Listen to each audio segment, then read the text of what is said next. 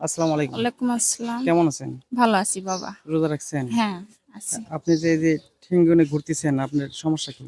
আমি গাড়ি অ্যাক্সিডেন্টে বাবা আমি হয়ে গেছি। কোথায় গুটি অ্যাক্সিডেন্ট ভেঙে গেছি করছিলেন? ঢাকাতে।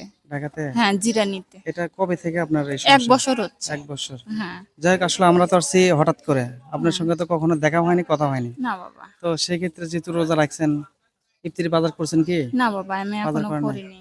এই যে আপনার জন্য ইফতারি বাজার, এটা আসলে হঠাৎ যতটুকু সম্ভব হয়েছে আমাদের এতটুকু। আচ্ছা। তো যাই হোক, বিষয়টা হচ্ছে কি, বাজার পেয়ে খুশি খুশি হয়েছেন কি? হ্যাঁ, খুশি হয়েছি বাবা। আমাদের কাজে যারা সার্বিক সহযোগিতা করতেছে তাদের হ্যাঁ, জন্য দোয়া করবেন। আচ্ছা ঠিক আর আছে। অবশ্যই আপনার অ্যাড্রেসটা আমরা রাখবো, হ্যাঁ, চেষ্টা করব আপনার আসলে বাসায় পৌঁছার জন্য। তো সব সময় আমাদের জন্য দোয়া করবেন, আমরা যেন এইভাবেই আসলে হ্যাঁ। সবার পাশে আসতে আচ্ছা, পারি। সবাইকে চান দিতে পারেন বাবা। আর আপনার হাজবেন্ড কি করে? ও এখন বাবা কামলা পাট দেয়। ও একটা চোখের সমস্যা। আর কি কামলা পাট দেয় বাবা। আমার ঘর বাড়ি কিছু নেই। ২টা সোল পলিয়ে মানুষের বাড়িতে থাকি বাবা।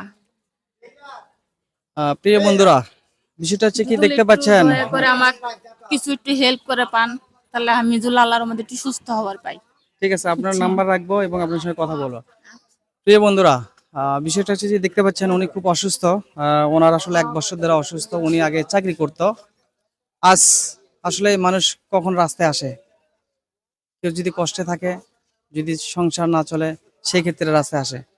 তো আমরা আসলে সবাই একটু এগিয়ে আসবো এই লোকদের জন্য, যেন কিছু করতে পারি। তো ইনশাল্লাহ আসলে নেক্সটে যেন ওনার জন্য আমরা ভালো কিছু করতে পারি। সবাই একটু এগিয়ে আসবেন, যেন ওনার জন্য আমরা কিছু করতে পারি। সবাই ভালো থাকবেন, সুস্থ থাকবেন। আল্লাহ হাফেজ।